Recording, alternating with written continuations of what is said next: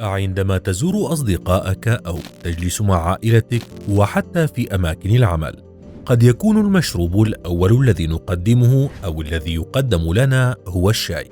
لكن قبل أن تعرض على الآخرين تقديم الشاي، أو حتى قبل أن تفكر في شربه، هل فكرت يوما كيف حصلنا على هذه النبتة السحرية التي دارت حروب بين إمبراطوريات كبيرة بسببها؟ هل فكرت وأنت تشرب الشاي أن أمريكا حصلت على استقلالها بسببه، وأن العالم يستهلك يوميا 700 مليون لتر منه، وأن الشاي هي في المرتبة الثانية بعد الماء كأكثر المشروبات استهلاكا، وأن هناك نوعا من الشاي سعره أغلى من الذهب ب30 مرة؟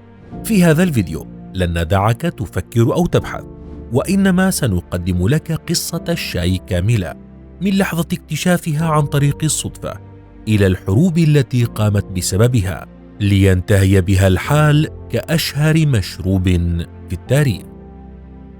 اكتشاف عن طريق الصدفة. بدأت الشاي في الصين عام 2737 قبل الميلاد، ووفقا للأسطورة كان الإمبراطور الصيني شين نونغ جالسا تحت شجرة بينما كان خادمه يغلي الماء للشرب. سقطت أوراق إحدى الأشجار في الماء المغلي، فقرر الإمبراطور أخذ المخاطرة وشرب الماء. كان اسم الشجرة هو كاميليا سينينيسيس، وكان الشراب الناتج هو ما نسميه الآن الشاي. لا أحد يعرف مدى صحة هذه القصة، لكن المؤكد أن الشاي كان مشروبا راسخا في الثقافة الصينية حتى قبل أن يسمع عنه الغرب بقرون. والشاي الذي نتحدث عنه لا يشبه الشاي الذي نعرفه الآن، فهو مختلف عن الذي شربه الملوك الصينيون الأوائل. مع مرور الوقت تطورت تقنيات زراعة نبتة الكاميليا وطريقة تجفيفها وتخزينها، وكان الشاي في بدايته خاصا بالملوك والأثرياء، فقد كانوا يشربونه من أجل المتعة نظرا لعدم انتشار زراعته، حيث كان يزرع في منطقتين وعرتين فقط. شهد الشاي تحولا كبيرا في عصر مملكة هان، حيث بدأ الصينيون استخدامه كنبتة طبية. وفي عهد أسرة تانغ شهدت ثقافة الشاي تحولا جذريا عام 618 للميلاد، ليتحول إلى مشروب وطني في الصين، بعد أن شجع الرهبان البوذيون استهلاكه لأنه يساعد على تصفية الذهن خلال التعبد. ومن هنا بدأت ثورة زراعة أشجار الشاي بكثافة في العديد من المناطق الصينية، ليتحول من مشروب خاص بالملوك والأمراء إلى نبتة رئيسية في حياة الصينيين، بعد أن أزيلت عنه صبغة النبتة الطبية. عرفت اليابان الشاي لأول مرة عن طريق الرهبان البوذيين اليابانيين الذين سافروا إلى الصين للدراسة، وسرعان ما أصبح جزءا حيويا من الثقافة اليابانية. في هذه المرحلة من تاريخ الشاي كانت أوروبا تعيش فترات عصيبة شهدت خلالها صراعات بين الطبقات الدينية المتشددة وبين الحركات المجددة، وشكلت تلك المرحلة البداية لجوانب كثيرة مثل الفنون والتجارة عبر البحار. لذلك فإن البرتغاليين الذين كانوا يعيشون في الشرق كتجار ومبشرين ربما كانوا أول من عرف الشاي من الأوروبيين، وأحضروا عينات منها إلى بلدهم الأصلي. إلا أن البرتغاليين لم يكونوا أول من قام بشحن الشاي كاستيراد تجاري، ففي عام 1606 تم شحن أول شحنة شاي من الصين إلى هولندا عبر جاوا.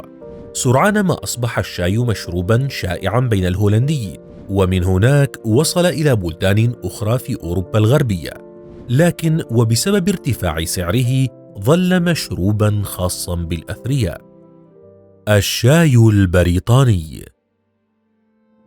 بريطانيا التي باتت اليوم من أكثر الدول استيرادا للشاي لم تكن على هذا الحال قبل 5 قرون، وعلى الرغم من احتكار شركة الهند الشرقية البريطانية لاستيراد البضائع من خارج أوروبا، إلا أنها لم تلتفت في بداية الأمر لهذه النبتة، واقتصر استيرادها على بعض البحارة الذين كانوا يجلبونها إلى بلدهم الأم كهدايا. لكن زواج تشارلز الثاني من الأميرة البرتغالية كاثرين براغانزا كان نقطة تحول في تاريخ الشاي في بريطانيا، فقد كانت الأميرة مدمنة على المشروب، الأمر الذي شجع الطبقات الثرية على تجربته. ومن هنا بدأت الحكاية، عندما قررت أخيرا شركة الهند الشرقية استيراد الشاي إلى بريطانيا عام 1664، وكان انتشاره شبيها بما حدث في الصين، فقد احتكره رجال الطبقة الوسطى والعليا نظرا لثمنه الباهظ بسبب الضرائب الكبيرة التي فرضت على تجارته.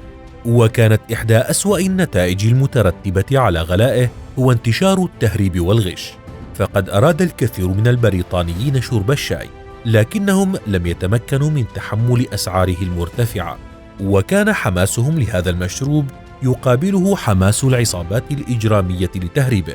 وبحلول أواخر القرن ال18 أصبحت هناك شبكة جريمة منظمة لتهريب الشاي. تنبه لهذا الأمر رئيس الوزراء البريطاني الجديد ويليام بيت الأصغر، فخفض الضريبة من 119% إلى 12.5%، وفجأة أصبح الشاي القانوني ميسور التكلفة، وتوقف التهريب بين عشية وضحاها. حرب الشاي البريطانية. الحرير والبورسلان وأخيرا الشاي، سلع صينية فاخرة أصبحت مع الوقت أساسيات في حياة الشعوب الأخرى، وبسبب كثرة الطلب عليها من البريطانيين الذين حكموا العالم آنذاك أصبحت هناك حالة من اختلال التوازن التجاري بين الصين وبريطانيا، وذلك بسبب تصدير الصين لمنتجاتها دون اللجوء إلى الاستيراد. فأخذت الفضة الأوروبية تتدفق إلى الصين من خلال نظام غوانزو. ولتعديل اختلال التوازن هذا بدأت شركة الهند الشرقية البريطانية بتهريب الممنوعات للصين بشكل غير شرعي لإفراغ الاقتصاد الصيني من الفضة واستعادة بريطانيا شيئا منها. ولأجل ذلك بدأت الحروب بين الإمبراطورية البريطانية والصين، وبدأت بريطانيا تفكر بطريقة أخرى لتزويد مستعمراتها حول العالم بالشاي بعد كثرة الطلب على هذه النبتة التي تحتكرها الصين وتحولها إلى مشروب شعبي في بريطانيا. فتطلبت المهمة صائد نباتات وبستانيا ولصا وجاسوسا، وكان الرجل الذي احتاجته بريطانيا هو روبرت فورتشين، الذي تطلب مشروعه سنوات من العمل في أنهار الصين والسفر إلى أماكن لم يذهب إليها الغربيون من قبل، والتغلب على المرض وهجمات القراصنة وشركاء غير جديرين بالثقة، وذلك للبحث عن بذور الشاي والنباتات التي يمكن زراعتها في الهند. وفي معظم رحلاته كان يرتدي ملابس صينية. فشلت المحاولات الأولى لروبرت لأن معظم شتلات الشاي الرقيقة كانت تموت بسبب حوادث الشحن. لم يستسلم الجاسوس البريطاني وعاد مجددا في عام 1848 ليستكشف أراضي الصين متخفيا بشكل دقيق وحرفي، حتى بات من المستحيل معرفة أنه رجل غريب عن الصينيين، مما مكنه من الوصول إلى أماكن كانت محرمة على الأجانب، مثل الدخول إلى معامل تجفيف الشاي والحصول على آلاف الشتلات والبذور، ثم أخيرا إرسالها إلى الهند بنجاح، وبذلك تمكن من إنهاء احتكار الصين لهذه التجارة المربحة.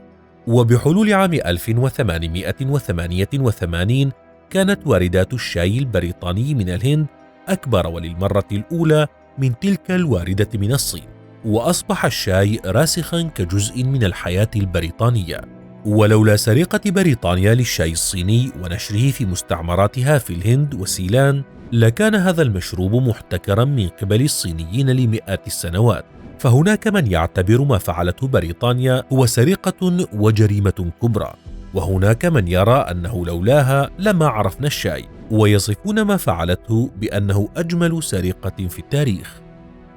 حفلة الشاي، شرارة الثورة الأمريكية.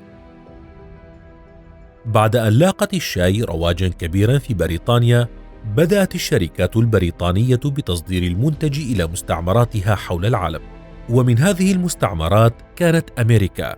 فبينما كانت الصين تحتكر زراعة الشاي، فإن بريطانيا عمدت إلى احتكار تصديرها إلى العالم.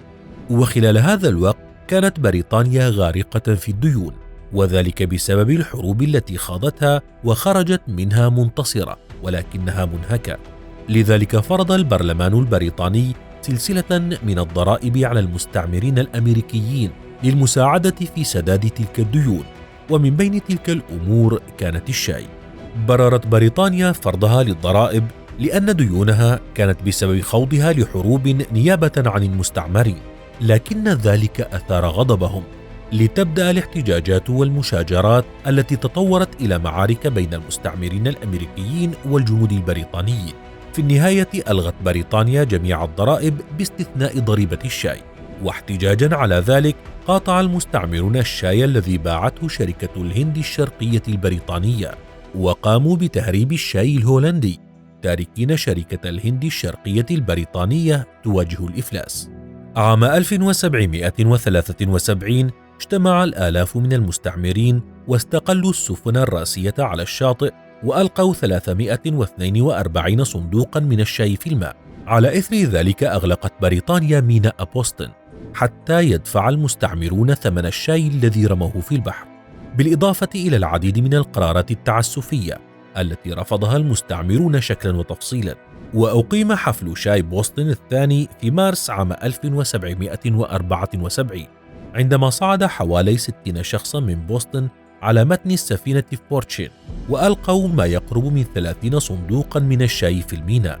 توالت الأحداث بعد ذلك، وأطلقت حفلة الشاي هذه شرارة الثورة الأمريكية، ونشبت على إثرها معارك دموية، إلى أن جرى إعلان استقلال أمريكا عن التاج البريطاني عام 1776، وأصبح جورج واشنطن أول رئيس للبلاد.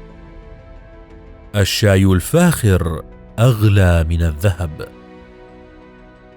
يعد الشاي من أكثر المشروبات استهلاكا في العالم بعد الماء، وتجارته هي الثانية بعد تجارة القهوة، وتعتبر الصين أكبر منتج ومستهلك للشاي في العالم. ففي عام 2018 وصل إنتاجها إلى 2,600,000 طن، أي ما يعادل 43% من الاستهلاك العالمي. وما زالت إلى اليوم تحتكر إنتاج الشاي الأخضر، وتصدر 80% من احتياجات العالم منه، لكنها رغم ذلك تقبع في المرتبة الثانية عالميا في التصدير بعد كينيا التي تعتبر أكبر مصدر في العالم، لأنها تصدر 80% من إنتاجها إلى الخارج، عكس الصين التي تستهلك جزءا كبيرا منه. وبعد أن أدخلت بريطانيا زراعة الشاي إلى جزيرة سيلان عام 1839، أصبحت سريلانكا اليوم بالرغم من حجمها الصغير خامس منتج في العالم وثالث مصدر للشاي، ويستفيد من زراعته حوالي 2,000,000 مواطن سريلانكي. ووصل حجم سوق الشاي الإجمالي عام 2018 إلى 52 مليار دولار، وما زال في ارتفاع متزايد، مع توقعات بوصوله إلى 81 مليار دولار عام 2026. كما أن هناك أنواعا كثيرة من الشاي، وأغربها هو الشاي الفاخر الذي يباع في المزادات بأسعار جنونية، مثل الشاي الصيني الملكي دا هونغ باو الذي يعتبر الأغلى في العالم. ويعتقد الصينيون أنه يقي الإنسان من الأمراض، وقد يصل سعر الكيلوغرام الواحد منه إلى 1,200,000 دولار. فهل أنت من محبي الشاي؟ وهل ترغب بتجربة النوع الفاخر؟ ولا تنسى أن تخبرنا رأيك بسرقة بريطانيا لنبتة الشاي الصيني. هل تنظر إليها بشكل إيجابي أم سلبي؟